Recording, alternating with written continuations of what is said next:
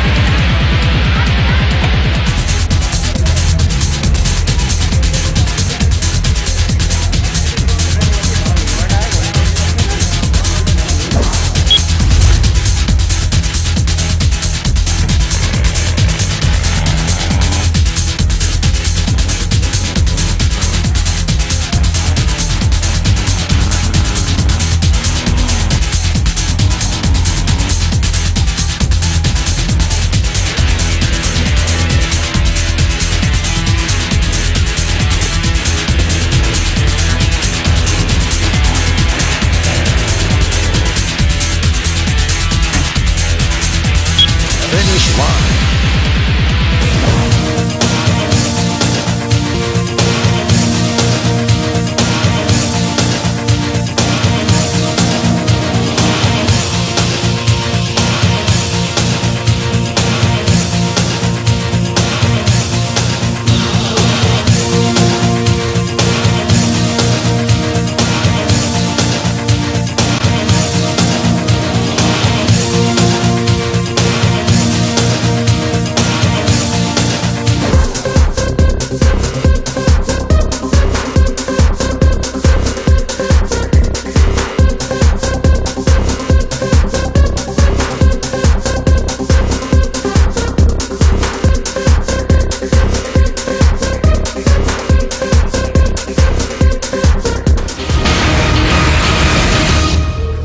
Competition car build, we're assembling a four-wheel vehicle from A to Z, and we're showing you how we're doing it. Let's find out how far we've gotten.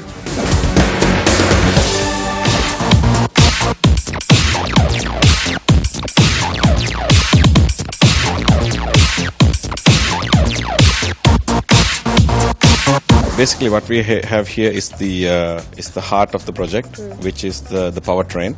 So we have picked up an engine, which is very common engine, which is what it's found in the high-ace or the high-lux cab, normally known as the Dolphin Engine. In Sri Lanka, they have a name for all the engines. So this is a diesel power plant, where diesel, I think, is more suited for our type of stages, because you have to cross water, and it has no electronics whatsoever, and it's very easy to maintain. So the parts on these engines is very cheap. Also, you asked me earlier the reliability of an older engine, and this engine is they run close to 500,000 kilometers. But we picked up an engine which it's a bit worn out. So a used engine is a lot more fluid and less restrictive for this type of purpose.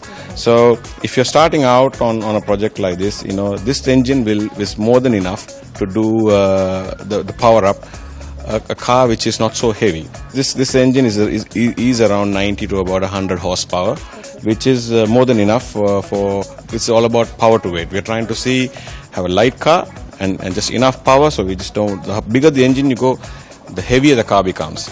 Then your winch, the rest of the component all has to be reinforced.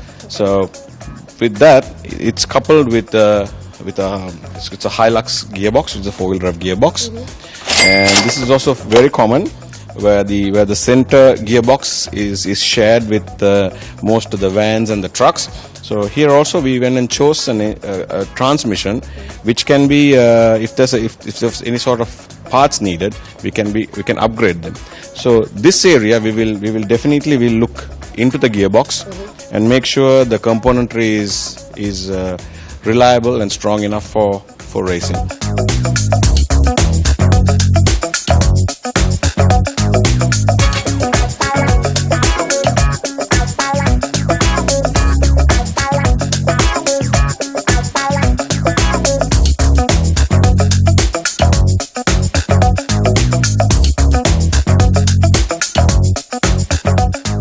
Setting up the transmission bar, we mount the transmission bar first. So the gearbox is nicely aligned to the rear axle and the front axle.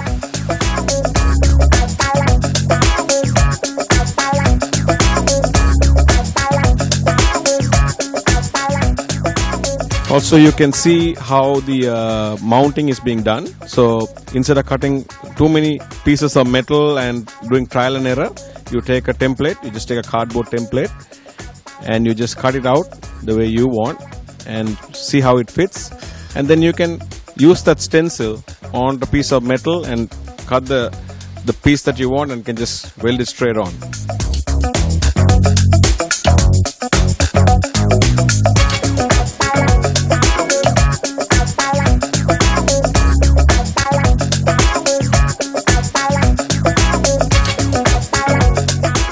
Now the next step is the body has to come in. The immediate next step is the body. Because just like how we set up the chassis to make sure there are no conflicts within the chassis, now our build for the bottom, the base is ready. Now we must bring the body in.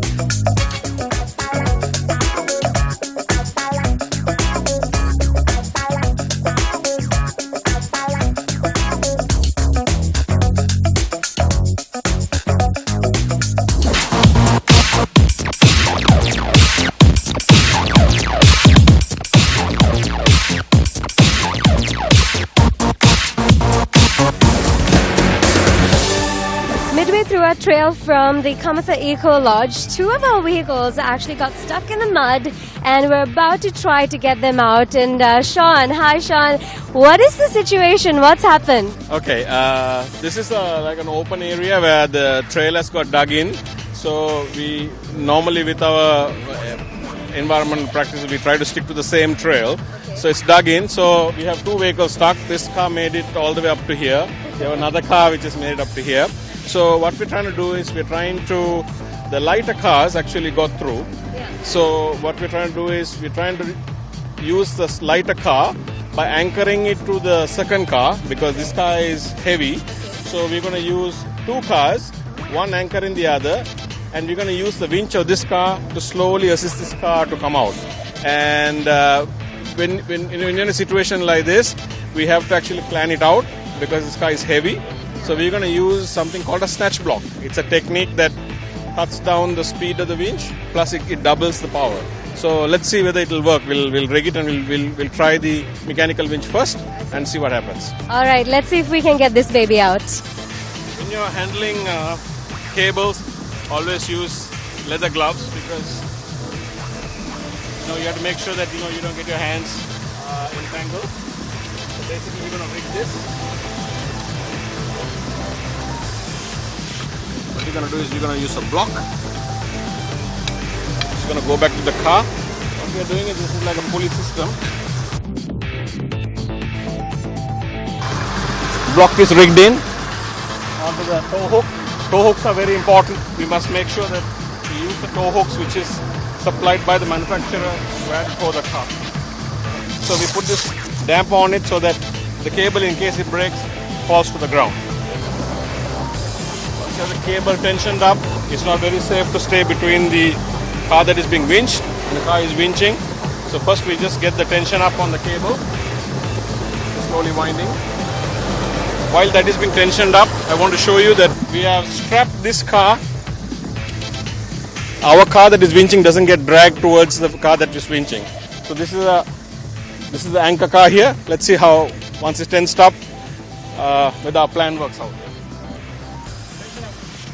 In a winching situation, you make sure when you put the damper, you put over both cables, slack like that, so that even if either one of the cables break, it doesn't snap.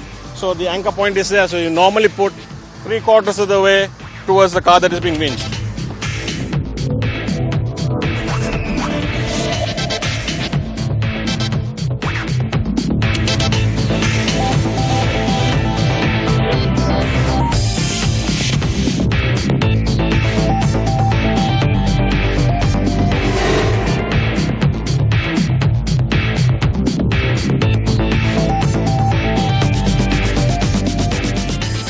Electric winch. This is powered by the batteries of the car. So regardless of what model that you have, this particular winch can be fitted to any vehicle powered by the batteries. So we have the driver Pramukh there getting ready to give me the cable out. We're going to hook it up and we're going to do a single line pull first, a single line to the car which is already rigged, and if it's successful, it's good. If not, we'll have to look at an alternate plan.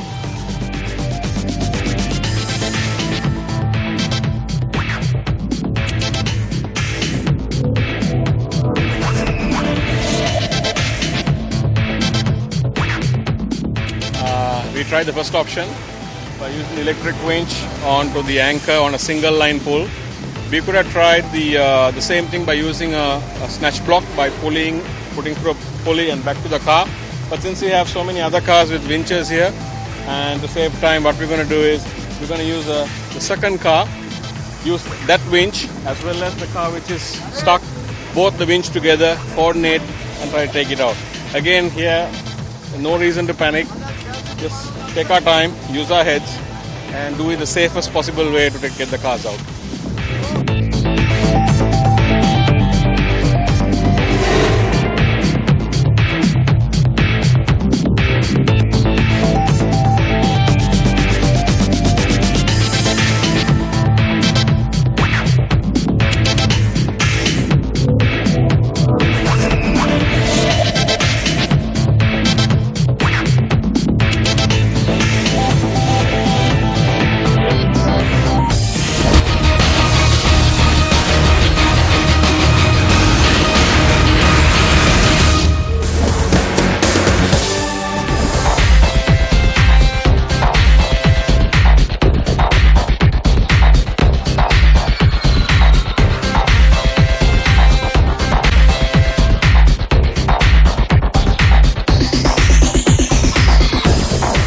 car report today, we're introducing to you the Jeep Wrangler. To talk about the Jeep Wrangler, here with me right now is Aloka and Dan, who both own a Jeep Wrangler each. Hi guys, I'd like to know a little bit about the Jeep Wrangler. You've gotten to know the vehicle. It looks very masculine at first glance. I'd like to know, Dan, how has the Jeep Wrangler been treating you so far? If I talk about the history, it's the first SUV, and so basically since 1941 they have been using it for the world wars to everything.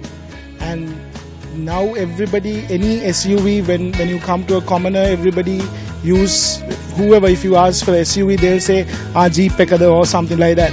So that's what they have, that's the brand they have positioned wherever it is, the Jeep. And talking about this is the Wrangler, this is the Jeep Wrangler Jk, the model. And it's a great vehicle. You're different from others. It's a way of life having a Wrangler. So it sure is, and it's been around for quite a while. Alaka, when it comes to you, why the interest in 4x4? Why the interest in a Jeep Wrangler? It's been 1 year that since I bought the Jeep, so I've been enjoying it from the first day. We did a lot of off-roading and we started rallying also. I do TSD rallies also in the Jeep. So it's a very enjoyable vehicle, and since this has a removable top also, it's a very unique Jeep, and it's called a real Jeep. Dan, you're here in Mirigama. You've been to several other tracks as well. How does she perform? How well does she do compared to other vehicles you might have owned previously? well, my previous vehicle, well, I have another Jeep, which is the previous model. It's the Wrangler TJ. Well, from this to that, from that to this, the difference is this is more comfortable. The other Jeep, which is a TJ, it's a short wheelbase vehicle. It's not as comfortable as this, but when it comes to the JK, this particular one, like Aloka said, you can remove the roof, and so is the TJ, but this is more comfortable, probably because it's a long wheelbase vehicle. But performance wise, that's a petrol 4-liter engine. This is a 2.8-liter diesel turbo engine. So both, for me, both are equally good. I enjoy both of them. So. Hardcore Jeep fans, Jeep Wrangler there for you, ladies and gentlemen. Thank you so much, Aloka and Dan. Your new car report for today, Jeep Wrangler.